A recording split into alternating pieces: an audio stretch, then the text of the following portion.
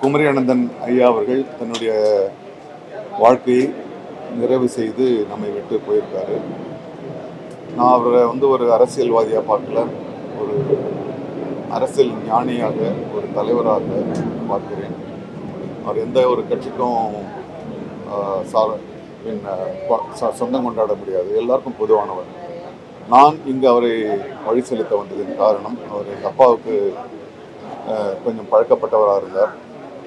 அது மட்டும் இல்லாமல் நான் பள்ளி காலங்களில் கலந்து கொண்ட பேச்சு போட்டிகளுக்கு முன்னுதாரணமாக அவருடைய பேச்சுக்களை தான் எங்கள் அப்பா கூட்டு போய் காண்பிப்பார்.